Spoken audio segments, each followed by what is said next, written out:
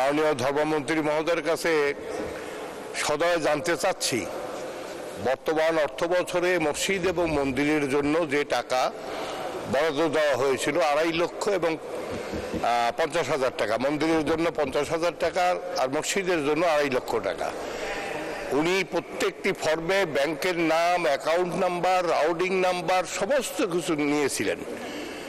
আজকে জুন মাসের 5 তারিখ, অদ্যাবধি সেই টাকাটি ব্যাংকে পায় নাই।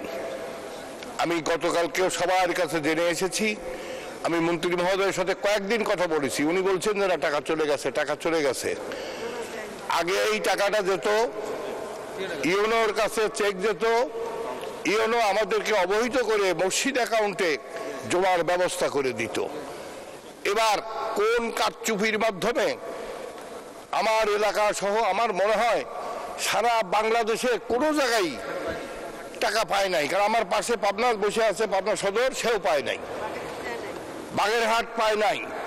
তাহলে মাননীয় প্রধানমন্ত্রীর যে সিদ্ধান্ত বাস্তবায়নে আপনি দায়িত্বে আছেন, সেই দায়িত্ব আপনার অবহেলা হয়েছে, যার জন্য আজ পর্যন্ত আমরা এই মসজিদ মন্দিরে যারা আছে তাদের কাছে অবহেলিত হচ্ছে। আমি মাননীয় প্রধানমন্ত্রীর সম্মুখে আমি আপনাকে এটা অবহিত করলাম। অত্যন্ত যুক্তিসঙ্গত কথা উপস্থাপন করেছেন।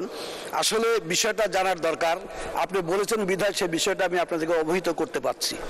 আমাদের দ্বাদশ জাতীয় সংসদ নির্বাচন যখন হয় তার আগে মাননীয় প্রধানমন্ত্রীর নেতৃত্বে বলেছেন, নির্বাচন সামনে, তোমরা প্রত্যেকটা স্ব উপজেলার বা আমাদের মেম্বার অফ পার্লামেন্ট যারা আছেন তাদের এই টাকাটা তোমরা দিয়ে দাও।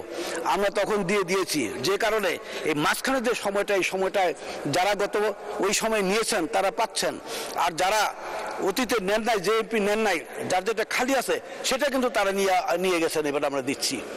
এখন হ্যাঁ, 2-1টা পাওয়া নাও যেতে পারে। বিষয়টা হলো মানে প্রধানমন্ত্রীর নির্দেশনায় অর্থ মন্ত্রণালয় থেকে চিঠি এসেছে, সেই নির্দেশনার আলোকে আমরা অনলাইনে টাকাটা পাঠাচ্ছি। অনলাইনে টাকাটা পাঠাতে গিয়েই আপনার রাউটিং নাম্বার লিখেছে, ব্যাংকের নাম লিখেছে, ব্যাংকের নাম লিখতে হয়েছে, ব্যাংকের অ্যাকাউন্টের নাম লিখতে হয়েছে, এবং ইংলিশে ব্যাংকের অ্যাকাউন্টের যে নামটা আছে সেই নামটা অক্ষরের মধ্যে যা আছে ঠিক সেইভাবেই লিখতে হয়। আমার কাছে যতজন গেছেন তাদেরকে বুঝিয়ে দিয়েছি সেই কথাগুলো, এবং ওই লেখার মধ্যে ইংলিশে স্পেলিংয়ে যদি একটা অক্ষর ভুল হয় তাহলে অনলাইনে সেটা ঢুকবে না, এবং একটা ফুল স্টপের জন্য সেটা ভুল হতে পারে। অতএব যাদেরটা গেছে তাদেরটা সঠিক ছিল গেছে, যাদেরটা যায় নাই কিছু না কিছু ত্রুটি অবশ্যই তার ভিতরে আছে। হয়তো এনআইডি কার্ড জমা দেয় নাই, হয়তো ব্যাংকের স্টেটমেন্ট জমা দেয় নাই, কোনো না কোনো কারণে হবে। আর যাদের দেওয়া আছে তাদেরকে আমি এখনও বলবো, অনুরোধ করবো যে আপনারা আসেন আমাদের কাছে, খোঁজ নেন, দেখেন কি কারণে যায় নাই, আমরা কিন্তু বের করে দিতে পারবো সেই জিনিসটা। না আসলে তো আমি হঠাৎ করে তো কাউকে বলতে পারবো না। আসলে আমাদের সমাজের জাতীয় সংসদ সদস্য যারা এখানে আছেন অনেকেই কিন্তু যান না, হঠাৎ 2-1 যান। যাই হোক, আমার কথা দরকার পড়লে যাবেন, আমরা তার ব্যবস্থা নেব। আমি আপনাদেরকে এটুকু আশ্বস্ত করতে চাই যে গত দ্বাদশ জাতীয় সংসদ নির্বাচনের আগে যারা এমপি ছিলেন তারা তখন নির্বাচনের খাতে সমস্ত টাকা দিয়ে শেষ করেছেন।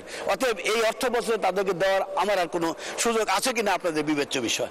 আগামীতে আমি দেখেন, এই দ্বাদশ জাতীয় সংসদ নির্বাচনের আগে এই জায়গায় হাউজের ভিতরে সবার ডেস্কে আমি কিন্তু সবকিছু পৌঁছে দিয়েছি, নির্দিষ্ট টাইম দিয়েছি, সেই টাইমের মধ্যে জমা দিয়েছি, আমরা কিন্তু পেমেন্ট করেছি সেগুলো। আপনাদের ইনশাআল্লাহ আল্লাহ যদি আমাকে বাঁচায় রাখে, আপনারা বেঁচে থাকেন, অবশ্যই আগামী আমাদের যে বাজেট হচ্ছে, বাজেটের পরে আমরা অগাস্ট মাসের শেষ থেকে শুরু করব। অগাস্ট সেপ্টেম্বর 2 মাসে ফর্ম দেব, এবং অক্টোবর নভেম্বর ডিসেম্বরে আমরা টাকা দিয়ে শেষ করব। কেন আমরা শেষ করবো এই কারণটা বলতে চাই। ডিসেম্বরের পরে হজের কাজে আমাদেরকে ঝাঁপিয়ে পড়তে হয়, এবং খুব সেন্সিটিভ বিষয়, যে হজ অনেক সময় অনেক কিছু হয়। আমরা এই আগে থেকে প্রস্তুতি নেই বিধায় মাননীয় প্রধানমন্ত্রীর দিক নির্দেশনা পরামর্শে আমরা একটা কাজ করছি বিধায় আজ পর্যন্ত কিন্তু ইনশাল্লাহ হজের ব্যাপারে কোনো রকম ত্রুটি বিচ্যুতি গত 2 বছর পান নাই, এবারও ইনশাল্লাহ পাবেন বলে আমি বিশ্বাস করি।